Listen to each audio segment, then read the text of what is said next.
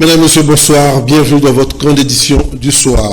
La poursuite de l'amplification de la grève sur toute l'étendue de la République démocratique du Congo. Le départ du ministre Tony Mwaba, la levée de la mesure de la désactivation de la paix des enseignants ainsi que des écoles, l'organisation des marches synchronisées sur toute l'étendue de la République démocratique du Congo pour plier le gouvernement. Ce sont des décisions prises par l'Assemblée des enseignants aujourd'hui en République démocratique du Congo. Alain Oka était là pour le compte de Kanaki Télévision. Suivez. Malgré la tentative du changement du ministre Tony Mwaba de s'ouvrir sous la pression des enseignants, ces enseignants maintiennent leur position de poursuivre la grève jusqu'à obtenir le départ du ministre Tony Mwaba de l'EPST. Au cours d'une assemblée générale d'évaluation et de décision, la synergie des syndicats des enseignants a évalué la grève que les enseignants ont déclenchée. Il s'est dégagé que cette grève a été un succès sur toute l'étendue de la République pour avoir paralysé la rentrée scolaire 2021-2022 jusqu'à ce jour. Dans ce contexte de plier davantage le gouvernement, les enseignants ont décidé d'amplifier la grève jusqu'à obtenir le départ du ministre Tony Mwaba. Ils demandent carrément et sans aucune négociation la levée de l'option de la désactivation de la paix des enseignants et des écoles. Les enseignants exigent avant la levée de la grève la paix de toutes les nouvelles unités et trouver la solution à la problématique de la MESP dont les fonds sont en train d'être lapidés par les prédateurs. Pour l'amplification de la grève, la synergie des syndicats des enseignants a projeté une marche synchronisée le 25 octobre sur toute l'étendue de la RDC. En ce qui concerne les aspects administratifs, au problème de la désactivation irrégulière de bon nombre d'écoles à travers la République, la synergie propose la réactivation de toutes les écoles mécanisées ayant des infrastructures, une population scolaire et un personnel enseignant à court terme. La synergie propose la réactivation administrative et financière avec effet rétroactif. Au problème de désactivation des enseignants respectueux du mot d'ordre de grève, à l'instar de ceux du collège Boboto et du lycée Bosangani, la synergie propose la suspension de cette décision qui viole les dispositions légales et de rétablir les enseignants dans leurs droits par un acte administratif. Et ces enseignants doivent être payés. Au problème de la décision d'envoyer les enseignants en retraite sans contrepartie financière légale, la synergie des syndicats des enseignants de la République démocratique du Congo fait la proposition suivante. Suspendre cette mesure jusqu'à nouvel ordre en responsabilisant le gouvernement de la République. Les enseignants membres de la synergie des syndicats des enseignants dénoncent les membres de l'intersyndicale de l'EPST qui ne feront rien face à la grève que la synergie a déclenchée. Les élèves des écoles conventionnelles catholiques et protestantes de la ville province de Kinshasa ont pris d'assaut le rez-de-chaussée de la salle du congrès de l'Assemblée nationale. Leur revendication reste la reprise des cours ainsi que dans la salle de classe le retour des enseignants. Suivez cet élément de Sylvinda Saboué.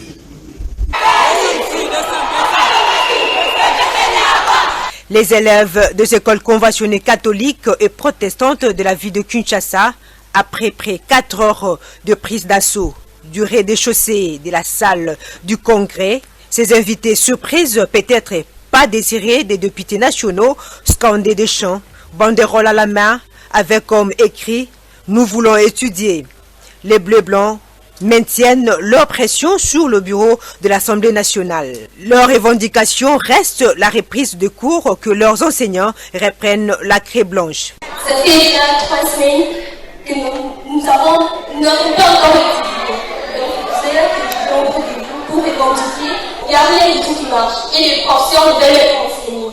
Leur message est sans appel et sans bavure. Ils réclament que le cours soit dispensé après 3 semaines qui sont abandonnés à leur propre sort. Qui est témoin authentique que nous désirons tous. Car nous avons trouvé cette grâce-là devant le président de la République qui a dit que l'homme doit avoir la gratuité. Bien sûr qu'il y a la gratuité, les professeurs ne veulent pas nous enseigner. Pourquoi? Parce qu'on ne leur paye pas. Alors aujourd'hui, nous sommes revendiqués en tant qu'élèves pour dire que nous ne voulons pas de chômage. On n'a pas besoin de chômer, on n'a pas besoin de prendre des chambres peut-être comme nos enfants, on n'a pas besoin de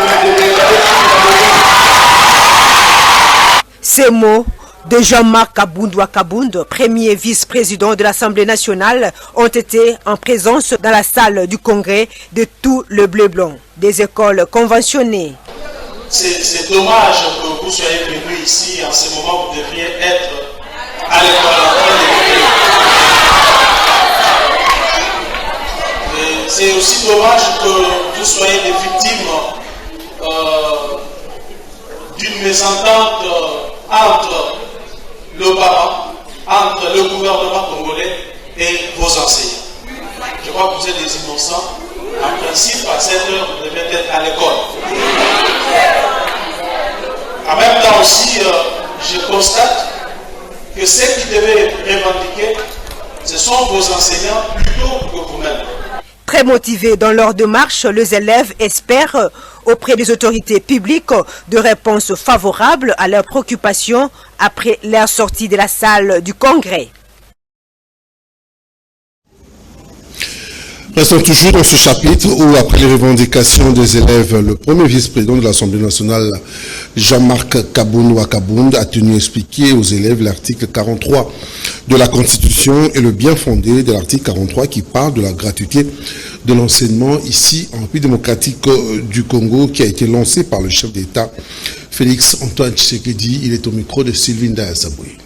La Constitution de notre pays, à son article 43, consacre la gratuité de l'enseignement de base. Chose que l'actuel chef de l'État a voulu mettre en œuvre depuis son avènement au pouvoir. C'est depuis que Félix Antoine Tshisekedi est au pouvoir que l'article 43 de notre Constitution du 18 février 2006 a été respecté. Mais cette Constitution existe depuis 2006, n'est-ce pas? Et il aurait fallu attendre que Félix Tshisekedi accède au pouvoir en 2018, fin 2018, pour que cette disposition constitutionnelle puisse être appliquée.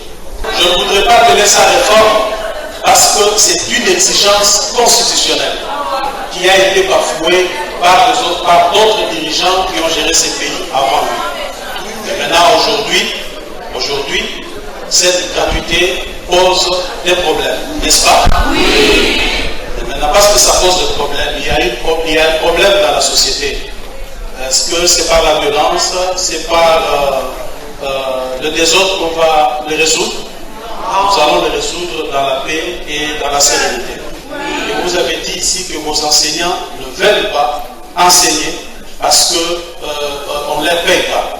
C'est faux. Mais seulement, ils exigent l'amélioration de leur salaire. Est-ce pour autant que nous allons sacrifier la gratuité de l'enseignement? Je ne crois pas. Il va falloir que l'État congolais et le syndicat des enseignants puissent se mettre d'accord afin que vous repreniez les chemins de l'école. Ça, nous prenons quand même acte. Votre présence dans ces lieux nous interpelle au plus haut point en tant que Parlement de la République démocratique du Congo. Autre chose à présent, le professeur Kabamba Kabata explique en quelques lignes le pourquoi de la politique d'aménagement du territoire ainsi que le suivi de ce projet d'aménagement du territoire au cœur du processus du développement durable ici en République démocratique du Congo. Le professeur Kabamba est au micro de Miko Njoli suivi. Le projet de la réforme de l'aménagement du territoire est un projet qui s'inscrit dans le cadre du processus qu'on appelle la stratégie cadre nationale RED+. Et c'est dans ce cadre-là que l'aménagement du territoire étant un de 7 piliers, on a conçu un programme de réforme de l'aménagement du territoire qui est un programme qui vise 4 objectifs précis. Premier objectif, ce programme devrait doter le pays, la République démocratique du Congo, d'une politique nationale d'aménagement du territoire. Cette politique a été conçue et adoptée en Conseil des ministres le 3 juillet 2020. Après la politique, on devait élaborer un projet de loi.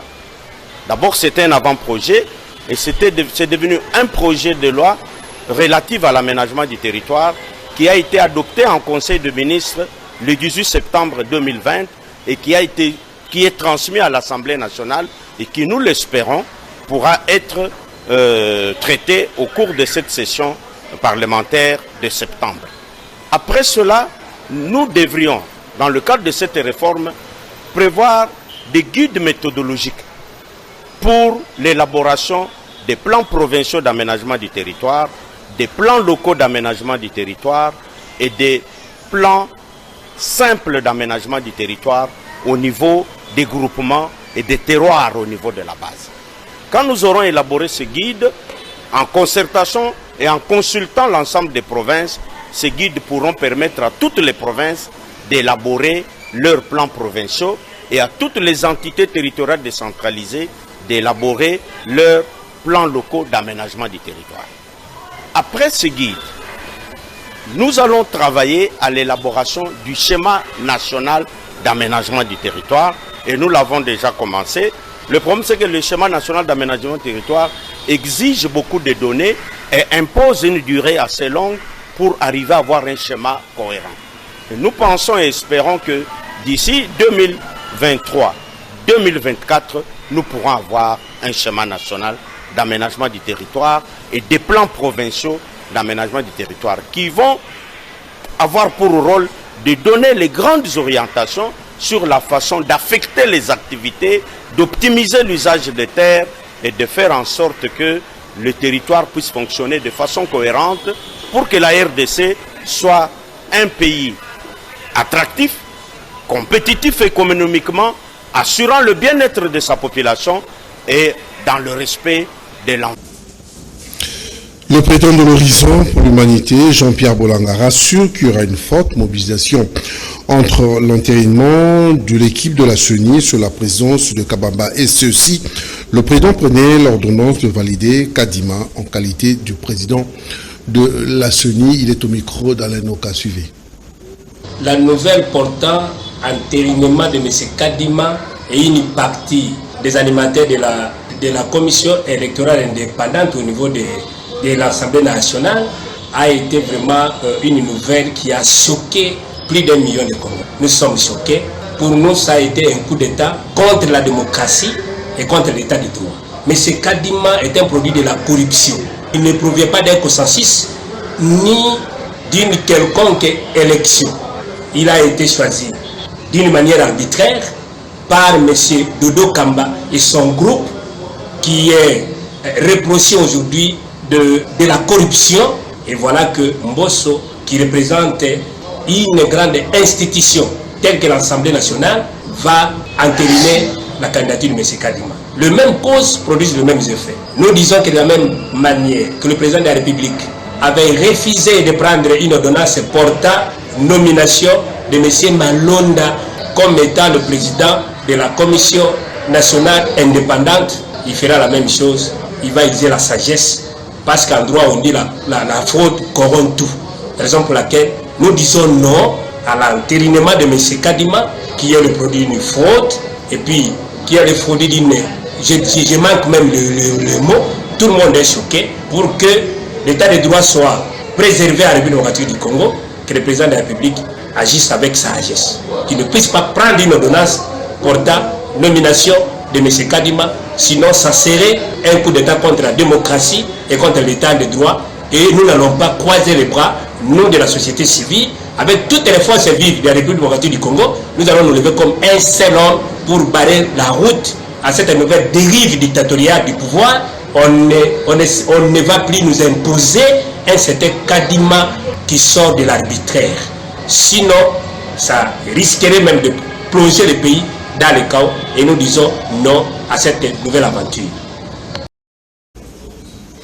Autre vision du Congo, parti AVC, était en activité. Je voulais suivre la déclaration lue par le secrétaire général. Suivez. Déclaration politique.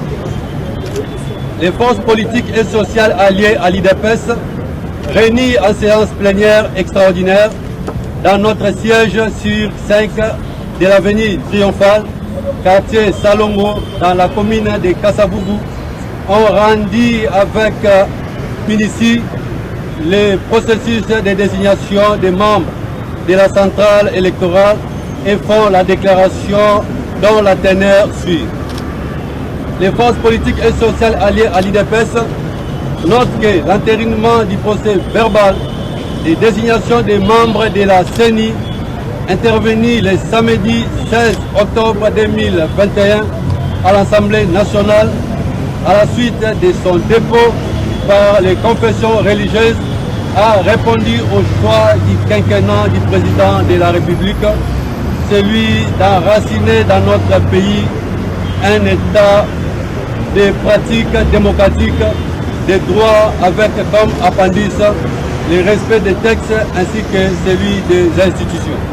Les forces politiques et sociales alliées à l'IDPS constatent que des textes générateurs de la procédure de désignation des membres de la centrale électorale, notamment la Constitution, la loi organique de la CENI, la charte constitutive de la CIME, ainsi que l'arrêt de la Cour constitutionnelle permettant à la commission paritaire de poursuivre ses travaux ont été scrupuleusement respectés. Les forces politiques et sociales alliées à l'IDPS apportent sans contexte leur appui aux nouveaux membres du bureau de la CENI désignés, leur entérinement par l'Assemblée nationale et félicitent la commission paritaire de la dite Assemblée. Les forces politiques et sociales alliées à l'IDPS saluent et félicitent le président de l'Assemblée nationale pour le travail abattu et l'invitent à poursuivre inlassablement les négociations en vue de compléter les 3 autres membres pour l'intérêt supérieur de la nation. Les forces politiques et sociales alliées à l'IDPS invitent les acteurs politiques, toutes tendances confondues, à s'inscrire sur la logique de la paix, de la concorde ainsi que de la cohésion nationale et se préparer résolument pour les échéances électorales futures afin d'éviter les glissements. Les forces politiques et sociales alliées à l'IDPS notent et invitent le peuple à la vigilance pour barrer la route aux ennemis de la démocratie. Déclaration politique.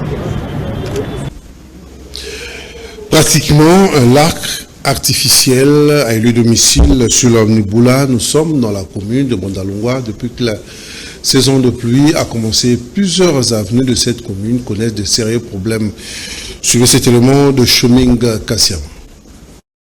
Un lac artificiel s'est créé sur l'avenue Boula, dans les quartiers Sinkin, dans la commune de Bondalungwa. Le non-curage de caniveau serait à l'origine de cette situation qui a trop duré et qui a causé le délabrement de cette avenue Boula, l'une des principales de cette municipalité. Ces eaux de pluie et usées qui déversent ces caniveaux stagnent et dégagent une odeur nauséabonde qui dérange la population de ces coins. Ça nous fait honte de ser notre bourgmestre Bandal.